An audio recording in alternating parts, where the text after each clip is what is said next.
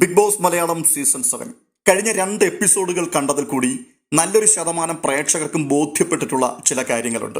അതായത് ഇത്രയും നാള് ബിഗ് ബോസിന്റെ ഷോ നടക്കുമ്പോൾ അവിടെയൊക്കെ ഈ ഫേവറിറ്റിസങ്ങളൊക്കെ നടക്കാറുണ്ട്, അല്പസ്വല്പമൊക്കെ.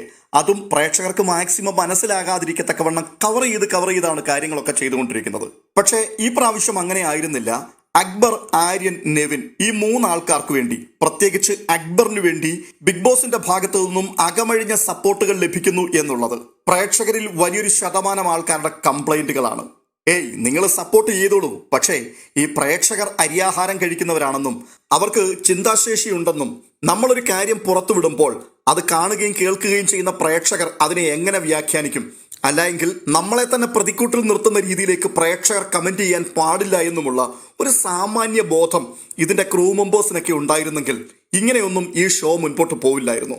ഇന്നലത്തെയും മെനങ്ങാമത്തെയും എപ്പിസോഡ് മാത്രമല്ല, കഴിഞ്ഞ കുറച്ച് നാളുകളായി അക്ബറിനോടും ആര്യനോടുമൊക്കെയുള്ള ബിഗ് ബോസിന്റെ സമീപനം, ആ സമീപനങ്ങളെക്കുറിച്ചുള്ള ചർച്ചകൾ സോഷ്യൽ മീഡിയയിൽ കൊണ്ടുപിടിച്ച് നടക്കുന്നുണ്ട്. ഈ പ്രാവശ്യത്തെ ബിഗ് ബോസ് ഷോ ഡയറക്ടറും അക്ബറും തമ്മിലുള്ള ബന്ധത്തെക്കുറിച്ച് സോഷ്യൽ മീഡിയ കുറെ നാളുകളായി പാട്ട് പാടിക്കൊണ്ടേയിരിക്കുകയാണ്. ഇതെല്ലാം അറിയുകയും കേൾക്കുകയും ചെയ്യുന്ന സാഹചര്യത്തിൽ ഇങ്ങനെ പരസ്യമായി ഇയാൾക്ക് വേണ്ടി വിടുപണി ചെയ്യുവാൻ ബിഗ് ബോസ് പോയത് തന്നെ ഏറ്റവും വലിയ അപഹാസ്യമായ ഒരു കാര്യമായിട്ടാണ് എനിക്ക് തോന്നുന്നത്.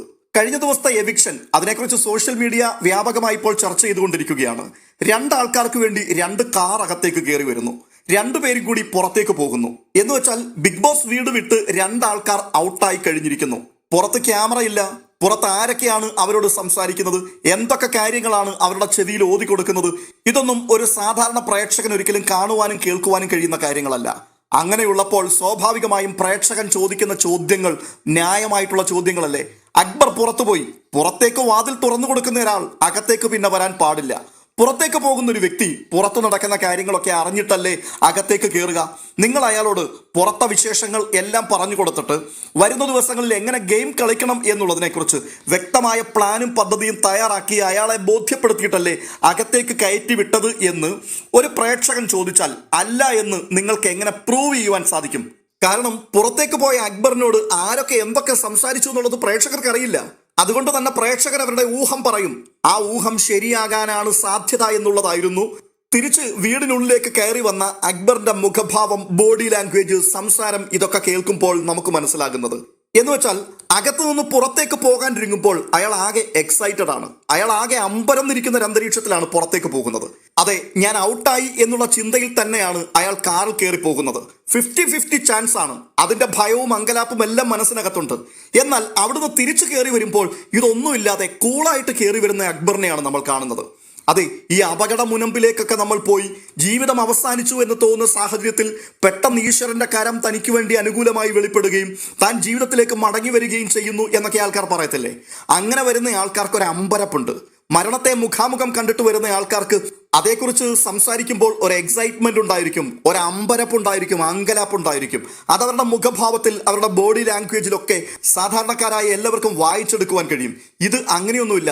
തികഞ്ഞ കോൺഫിഡൻസോടുകൂടി, യാതൊരു അമ്പരപ്പുമില്ലാതെ എല്ലാ കാര്യങ്ങളും കൃത്യമായി മനസ്സിലാക്കിയിട്ട് വരുന്ന ഒരാളുടെ മുഖഭാവം, അതേ ശരീരഭാഷയാണ് നമുക്ക് അക്ബറിൽ കാണുവാൻ സാധിച്ചത്. ഇത് കണ്ടുകൊണ്ടിരിക്കുന്ന ഒരു സാധാരണ പ്രേക്ഷകൻ എന്തു വിലയിരുത്തലാണ് നടത്തേണ്ടത്?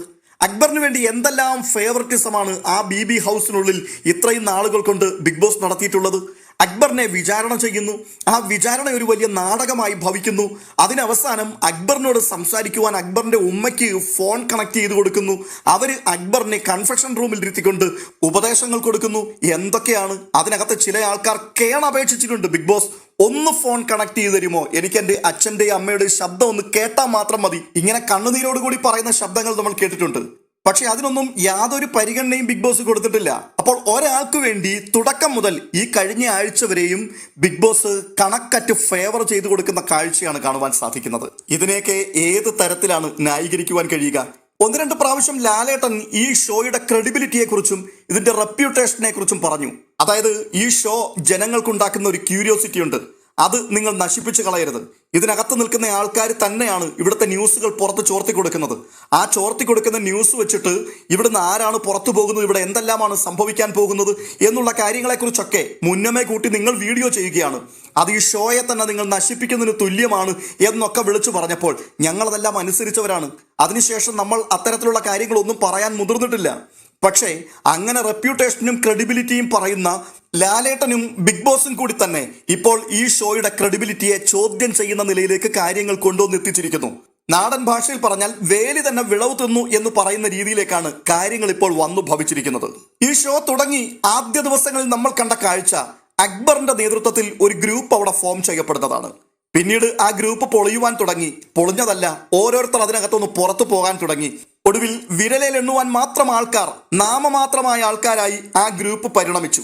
ഈ ഗ്രൂപ്പുകൾക്കെതിരായിട്ട് ബിഗ് ബോസോ ലാലേട്ടനോ ഒരു ചെറുവിരൽ പോലും അനക്കിയില്ല എന്ന് മാത്രമല്ല, എല്ലാവരെയും അമ്പരപ്പിച്ചുകൊണ്ട് ഈ ഗ്രൂപ്പിന്റെ ഭാഗമായിട്ട് ബിഗ് ബോസും കൂടി മാറി. അതെ, അക്ബർ ഗ്രൂപ്പിന്റെ ഭാഗമാണ് ഇപ്പോൾ ബിഗ് ബോസ്. അതിന്റെ വ്യക്തമായൊരു തെളിവ് ഇന്ന് രാവിലെ കൂടി അവിടെ നടന്നു. അതായത് 3 ആൾക്കാരെയും ഒരുമിച്ച് ക്യാപ്റ്റന്മാരാക്കി. അക്ബർ, ആര്യൻ, നെവിൻ.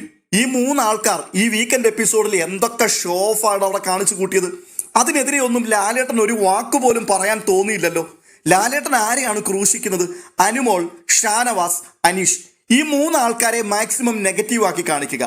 എന്നാൽ നെറുകേടും താന്തോന്നിത്തരവും തരികിടയും മാത്രം കൈമുതലാക്കി മുൻപോട്ട് പോകുന്ന അക്ബർ, ആര്യൻ, നെവിൻ, ഈ 3 ആൾക്കാരെ വളരെ ചിരിച്ചുകൊണ്ട് കൈകാര്യം ചെയ്യുക, വളരെ സോഫ്റ്റ് ആയിട്ട് അവരോട് സംസാരിക്കുക.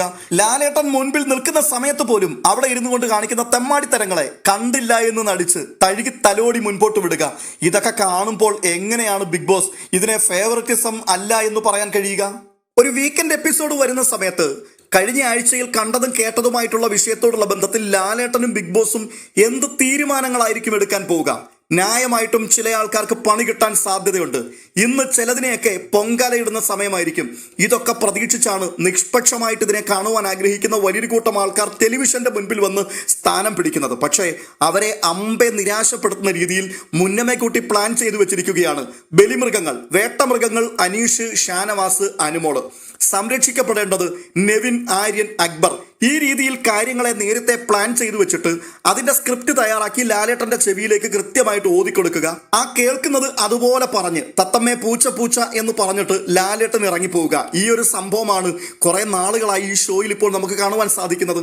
എന്നിട്ട് പുറത്തു നിൽക്കുന്ന ആൾക്കാരോട് നിങ്ങൾ ഇതിന്റെ റെപ്യൂട്ടേഷൻ കളയരുത്, ഇതിന്റെ ക്രെഡിബിലിറ്റിയെ ചോദ്യം ചെയ്യാൻ അനുവദിക്കരുത്, ഞങ്ങൾക്ക് പ്രേക്ഷകരുടെ മുമ്പിൽ ഒരു അക്കൗണ്ടബിലിറ്റി ഉണ്ട് എന്നൊക്കെ വിളിച്ചു പറയുന്നു. എന്ത് അക്കൗണ്ടബിലിറ്റിയാണുള്ളത്? നിങ്ങൾ പുറം ലോകത്തിന് കാണിച്ചു കൊടുത്ത ദൃശ്യങ്ങളെ വെച്ചുകൊണ്ട് സമൂഹം ഇപ്പോൾ ഓഡിറ്റ് ചെയ്തുകൊണ്ടിരിക്കുകയാണ്. സോഷ്യൽ മീഡിയ മുഴുവനും ബിഗ് ബോസിനെതിരായിട്ട് വിരൽ ചൂണ്ടിക്കൊണ്ടിരിക്കുകയാണ്. ഇതെല്ലാം കണ്ടിട്ടും കേട്ടിട്ടും വീണ്ടും അതേ തെറ്റുകൾ തന്നെ ആവർത്തിച്ചാണ് നിങ്ങൾ മുൻപോട്ട് പോകുന്നത്. പ്രേക്ഷകരെ നിങ്ങൾ വിഡ്ഢികളാക്കി മാറ്റുകയാണെന്നുണ്ടെങ്കിൽ നിങ്ങളാണ് ഈ ഷോയെ നശിപ്പിക്കുന്നത്, നിങ്ങളാണ് ഇതിന്റെ റെപ്യൂട്ടേഷൻ ഇല്ലാതെയാക്കുന്നത്, നിങ്ങൾ തന്നെയാണ് ഇതിന്റെ ക്രെഡിബിലിറ്റിയെ ചോദ്യം ചെയ്യുവാൻ വേണ്ടി പ്രേക്ഷകരുടെ മുൻപിലേക്ക് ഓരോരോ ടിപ്പുകൾ ഇട്ടുകൊടുക്കുന്ന ആൾക്കാർ. ഞാൻ എൻ്റെ അഭിപ്രായമാണ് പങ്കുവച്ചത്. പ്രേക്ഷകരായ നിങ്ങൾ ഇതിനെ അനുകൂലിക്കുന്നുണ്ടോ അതോ നിങ്ങൾ വിയോജിക്കുകയാണോ? നിങ്ങളുടെ അനുകൂലവും പ്രതികൂലവുമായിട്ടുള്ള കമന്റുകൾ കമന്റ് ബോക്സിൽ രേഖപ്പെടുത്താം. മറ്റൊരു അപ്ഡേഷനുമായി വീണ്ടും എത്താം.